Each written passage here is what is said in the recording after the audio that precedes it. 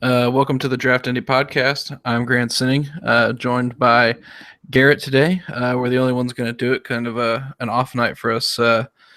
And so we're the only ones who can really show up. But we wanted to just kind of stop by your iPhones or Androids or whatever you're listening computers for about 15, 20 minutes. We'll see. We'll start around there. And we're just going to kind of talk about stuff because this is big news.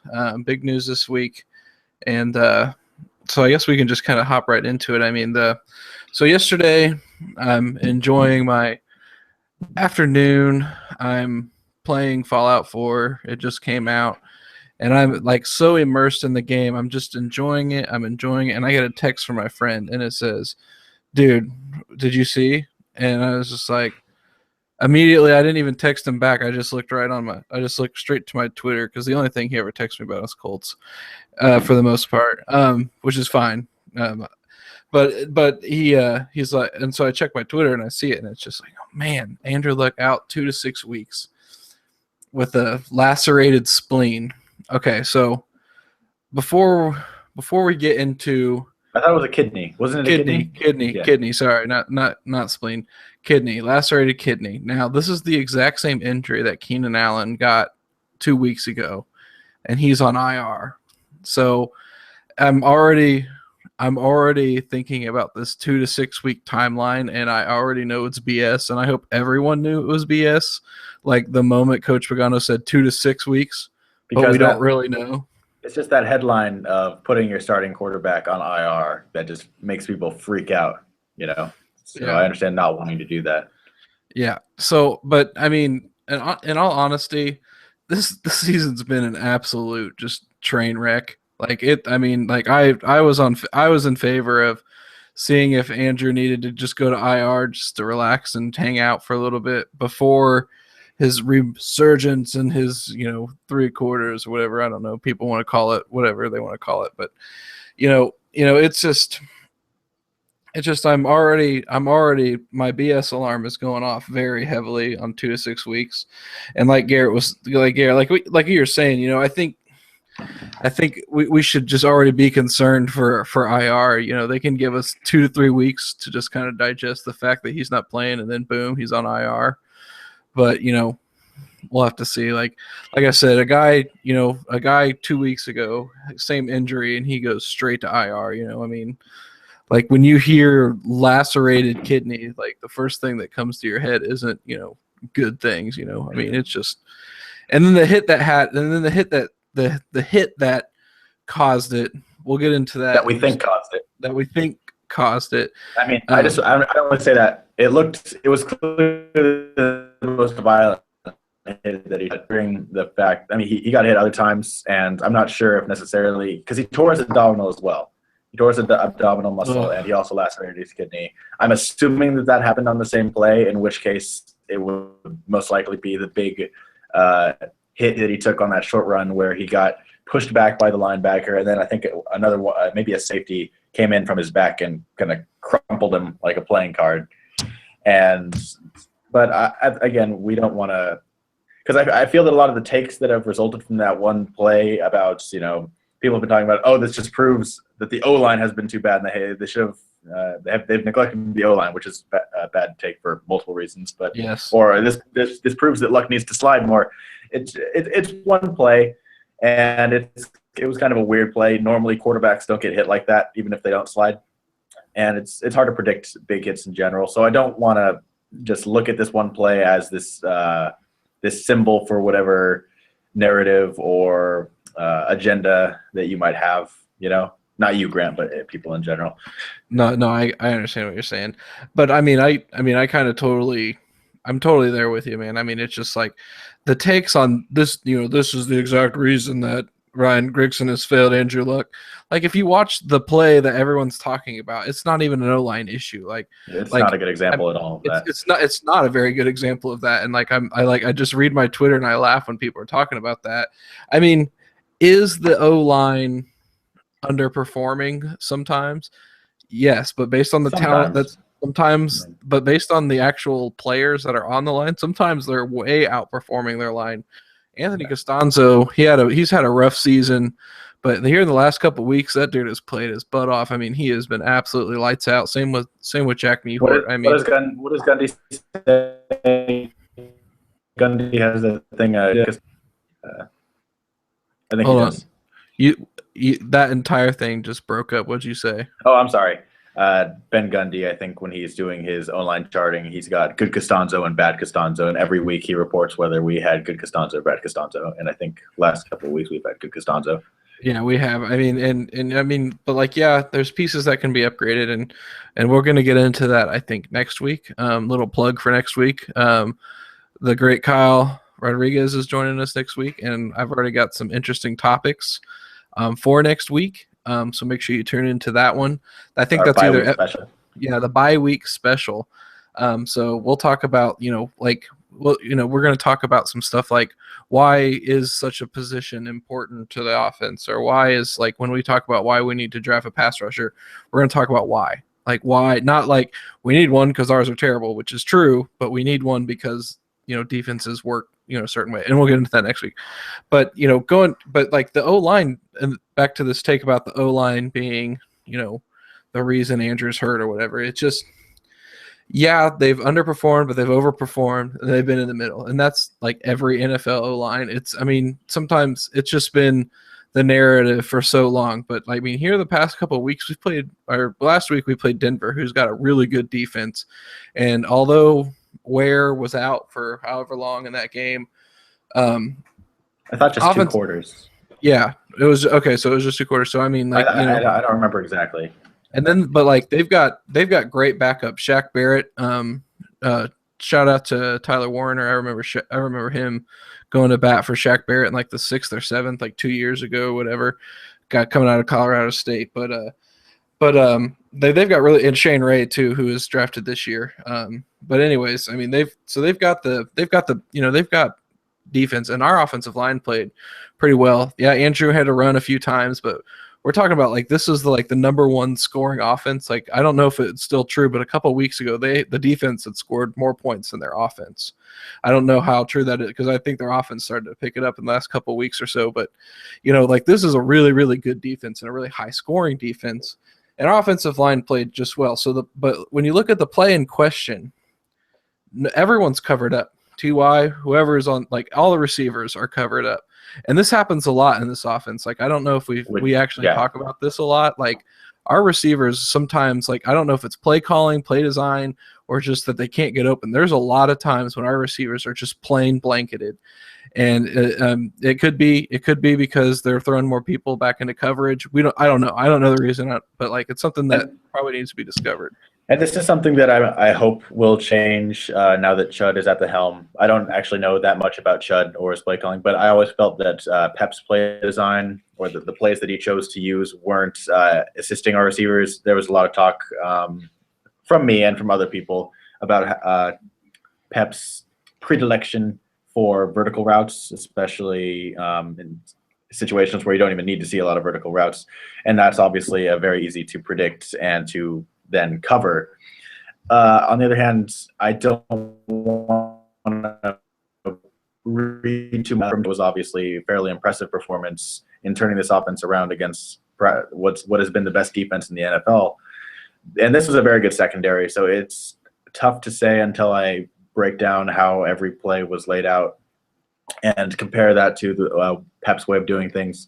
It's tough to say if it was just that their secondary is that good, or if the play calling is still something that we need to worry about in terms of getting our receivers open downfield. Yeah, so I mean, there's a lot of things that are going into this play that we're talking about. O-line wasn't the issue. The O-line protected for a long time. It's just that the receivers were covered up, and they're not, like, we've talked about this before about how people need to start adjusting more to the scramble. Still haven't really seen that all too well yet with this offense, and I think when Andrew gets back, either this year or next, that's something that they should definitely work on.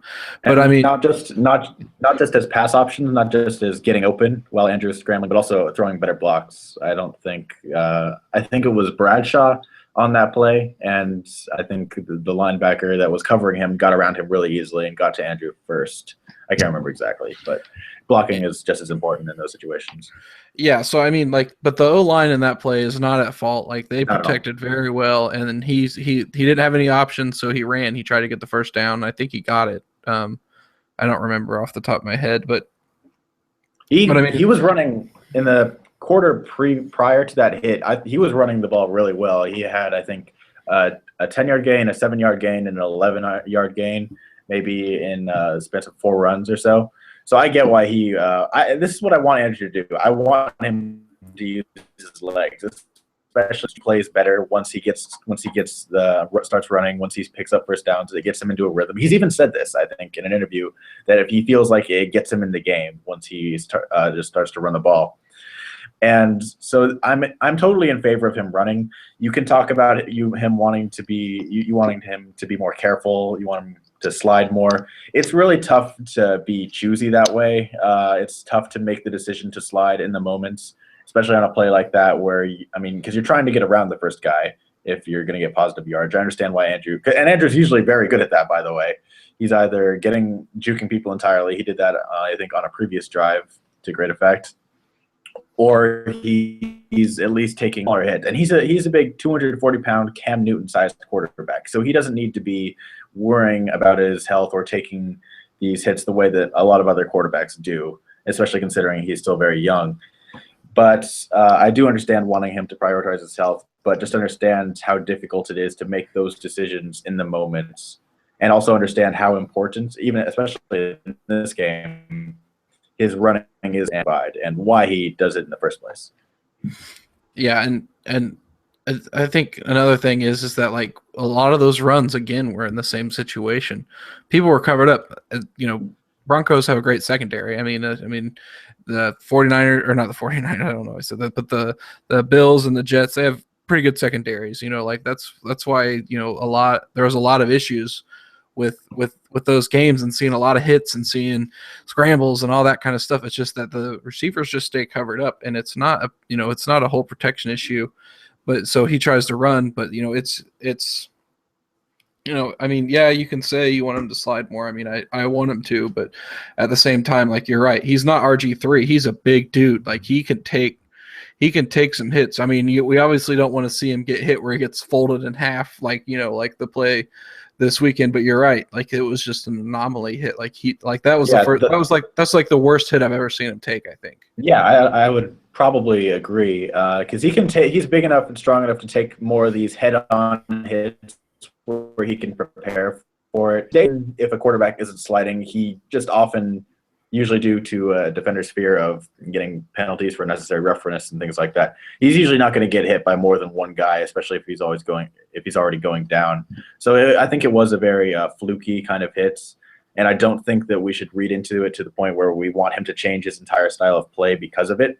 I actually thought, and I'll have to go back and rewatch the 2014 offense. I'll probably do that in the coming months or so, because I want to see how Andrew has improved, or how his sliding has fallen off. He's never been great at sliding technically, but I do feel that if he is in the open field and he feels he has the option, he'll either run out of bounds or slide. So I don't think he's taking these hits completely unnecessarily. I think it's more about the initial decision to run that people should or shouldn't take issue with.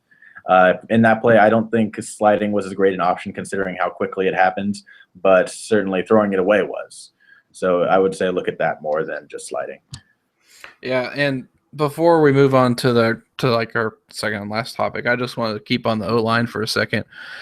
I've been team Jonathan Harrison forever. I mean, I didn't know why there was a competition between Holmes and Harrison. I mean, I understand there's the snap issues, whatever. The offensive line has played a hell of a lot better with Harrison playing center. Yeah, he's had a few miscues, especially in the rain in Carolina. That was his fault. But I mean, still, I just think that as a unit overall, we've seen a lot better. I just feel like we've seen a lot better push, more time for Andrew to throw a little bit. And I mean, I just think that Harrison is the new piece. So I think where we're at right now is a really good spot on this O-line. Like, even though Hasselbeck's playing, like, I'd be really interested to see how it kind of plays out. And depending on how the rest of the season goes, like, let's play Denzel Good at tackle. Like, let's just look at it. Why not? Why not? I mean, Ulrich John, promote him up. Cut Lance Lewis or Todd Harriman's, whatever. Why not? Just bring these guys in. What's? I mean, yeah, you got a 40-year-old quarterback and he might die, but I mean, it's just, but why? I mean, that's not our concern, Matt. Sorry. Yeah. I mean, it's not. I like the guy. He's a great guy, but I mean, not my concern. That Denzel Good could be a turnstile. But the thing is that I won't know that until he gets out and plays in an actual NFL game, not a preseason game, but an actual NFL game against some of these defenses that we got to play. And I mean, let me look at our schedule. Hold on. We got the Falcons, the Bucks, the Steelers. Yeah, it's pretty easy. Like the worst defense that we've got to play from is probably either the Jaguars or the Texans, depending on what the Dolphins are an absolute wreck. So maybe the Jags, maybe the Texans. So I mean, and honestly, a lot of the pressure from both of those defenses come from within. So I don't even know if it would be a tackle issue. So I mean, here we are. Like we got some time to experiment here. And that kind of brings me to the other kind of topic I want to talk about. Is Andrew's out 2 to 6 weeks. I mean, that's that 6. Could either be 2, yeah, and it's going to be 6, I think, or so. 8, I mean, or forever, because 6 weeks from now is the playoffs, isn't it? Yeah, week 15. Week 15 or week 16. So why? Is it bad? I mean, maybe we can get into this with a bigger group, but just kind of a little is it bad to want your team to just kind of, I mean, I'm not saying go out there and lose. I'm saying experiment with some of your younger guys. I think as both fans and analysts, now that our quarterback is out and in our minds the season is effectively over, I suppose there is a small chance of us still getting into the playoffs. There's actually a fairly decent chance of that. It's pretty high chance. And luck coming back in time for the playoffs and at least having fun within the playoffs, maybe getting as close as we can, maybe knocking off and ending someone else's season. That could be fun. But in the meantime, I think we definitely want to see our coaches just say, F it, I'm going to put in this guy. I'm going to try all these new different things. I'm just going to say the Drake thing, YOLO. Just go for it. But they're not in that mindset right now. They are, in fact, they may be in a place where they feel they need to be more conservative than ever because they're trying to pad their resumes for what they assume is going to be a free agency period for them this offseason. And I can understand that, but at the same time, it's very frustrating when the interest of the team runs against the interests of the people running the team. Yeah. Yeah, I think that's something that we've seen a lot of, honestly, from this organization this year, maybe even in the previous year. Yeah, no, that's interesting. I'm trying to jobs and not to get a Super Bowl, and that's the case for every NFL team, but it's still really annoying. No, I'm totally ready to just be like, yo, I'm sorry. People can say whatever, you're not a true fan or whatever. And it's well, at the time, right now, here we are, I'm going to watch every game. I'm not going to miss a game. I'm going to watch every single one. No matter how bad they are. I watched every game in 2011. God, I even went to 2 games in 2011. I got first row 50-yard line seats for the Kansas City Chief game where Matt Castle beat us in the last quarter or something like that. And then I was actually at Jamal playing? Yes, it was worth the seat. That would have totally been worth it. I would have gone with that. Yeah, Dwayne Bowe, I think, actually was dominated that game, which whatever. That's just weird. Yeah, it's weird. It's weird now, but he was all right, I guess. But anyways, and then the next game we went to was actually the game against the Texans where we won. Which was awesome, that Reggie Wayne. That was the game Reggie saved the season. Yeah, that was didn't save the season, but no pride. Oh yeah, because he kept the Texans lossless in yeah, exactly. That was it. Yeah, they still haven't won here. So it's just it's not that I want the team to lose. It's fun, guys. Look, here we are. We're at a part where football can be, you can almost be liberated because football can be fun for you again. You're not going to sit there and be anxious about the next play, anxious at the next play. Enjoy it for what it is. If it's bad football, change it to red zone. If it's good football, sit there and enjoy it. You know what I mean? Turn it to the Raiders and enjoy a real playoff team. So, I mean, there's that. So, I mean, Raiders. It's just going to be, enjoy the rest of the season. Don't sit there and be sad. It's a game, guys. Like this is where we need to come at it from like a blogger standpoint as opposed to like an analyst standpoint. Like, we're fans who write about the game. Well, I haven't written anything in a little bit. I need to get back on that, but we're fans who talk about the game, and we're and you guys listen to us. Everyone who listens to this podcast listens to us. So I mean, you obviously care what we say, but I mean, it's time just to try and enjoy football again. Like it's a kid's game, and like it's not anything to be sad over. It's not anything to be whatever. But the cool thing is that if for some reason we don't win the AFC South, which, like I said, is still a really high possibility, and it's actually really funny to see Jags Twitter get super excited because like they're like the time is now, and then Colts Twitter's poor like souls. The Colts Twitter's is like, we need to lose like as many games as possible. Like it's like the complete opposite because like we want to be able to draft. Like I don't want to draft third, but like I want to be able to get a spot in the draft because remember this is we're draft Indy, draft centric. I want to be able to see us get core players, a couple of core players like in this next draft, because that's really what's going to help us is building through the draft. Miles Jack. Yes, please. So he can play running back.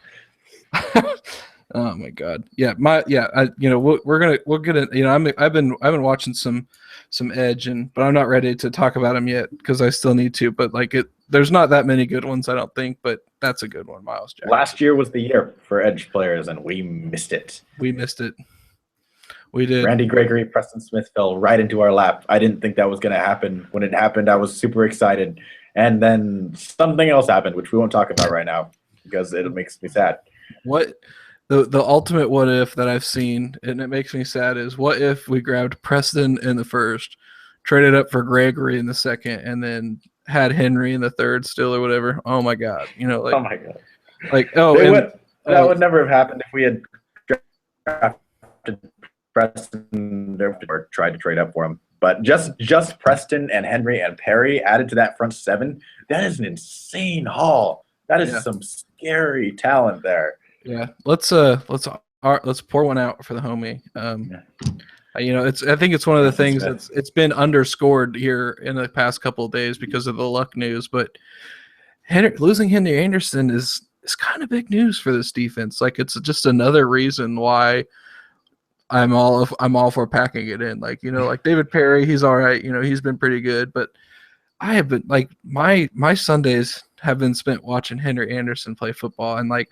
Because he was good. Like, I mean, he was just fun to watch. Like, I mean, watching him just throw guards and centers out of his way was pretty much the highlight of watching this team, at least over the last month or so. No. I mean, I totally agree. And like, but I will say Kendall Langford played really, really good. And notice how we're talking about Griggs and acquisitions. I'm not, let's again the big miracle, if there is a miracle in this season, it's that they completely made their defense with a not super highly thought of free agency acquisition in Kendall Langford, and then 2 draft picks who weren't even high draft picks, 3rd rounder, 5th rounder, and the defensive line got way better. Yeah, and not to mention the other guys that they picked up who have been contributing: Billy Wynn, Kerr. O'Kine. I mean, they've not been, big names. Langford and Anderson have played a lot, but like Wynn has made differences in at least 2 games that I know of. I mean, like we got him from with the Seahawks practice squad or something, right? Browns. Okay. Who was the guy we got from the Seahawks? T.Y. McGill. T.Y. McGill. Okay. All right. I just remember us talking. We had a conversation about how they were going after more athletic guys on that defensive line, and Anderson was the pinnacle of that. But I think generally that strategy has been paying off. Yeah, no, it definitely has. And Kendall Langford are good at sports. Like Kendall Langford, like I'm not going to say he's definitely not been as good as Redding in the pass rush game, but I mean against the run, he has been an absolute stud. Like I mean, like like I said, I think in the second podcast or the first or second, third podcast or whatever into the season, and I said, what if I told you that the best position group on the Colts team was defensive line? And until the Henry Anderson injury, it was still true. I mean, it still could be true. I don't know. I mean, like this. I mean, there's some pathetic groups in this team. So we talk about the way that this defensive line stops the run. And I feel like when we do that, it sounds like they're this one. mm-hmm. I want to get my pass rush from my edge guys, from my outside linebackers, from ideally my Jonathan Newsom or my Preston Smith and my Robert Mathis. But we haven't been getting that.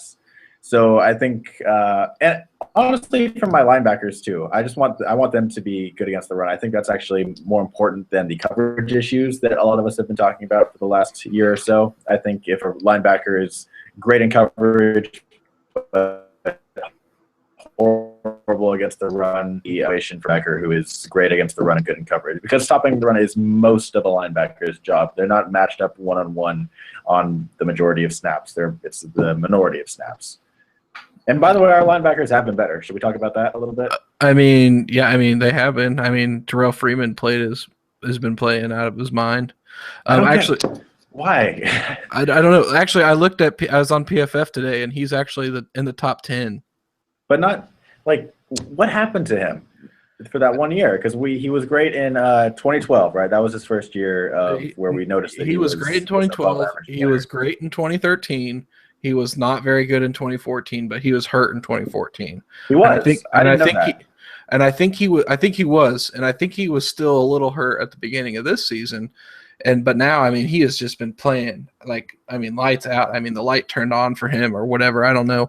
He's a free agent, whatever you want to say, all those things. But he's been playing lights out. Got to give it. Do you remember what his injury was? Groin or hamstring, maybe. Well, that is kind of big, especially when his best attribute has always been this open fields player. You know. Yeah, but I could be wrong. Like, I mean, I could just be completely wrong, and maybe he just sucked in 2014. I don't know. But sometimes players do just suck randomly. I mean, it happens. I mean, look at 2015 Andrew Luck. I mean, like, it's a perfect example. So, trying to think. Is that a pretty good teaser? Was that anything you think? I think that's good. I think that's good. I think we've given enough content. Content and brand. Like I said earlier in the podcast, guys, I hope you kind of remember that. Tell your friends next week. Kyle Rodriguez is going to be back, and I think we'll have a full house again. It's going to be the bye week special. I don't know if it'll be any longer than normal, but this one got some stuff in the plans. We got to have some really good conversation about the team and going forward.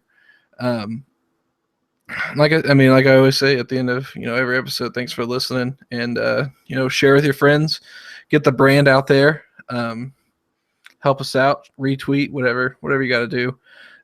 We appreciate y'all, and then we'll see you next week for the special. Bye.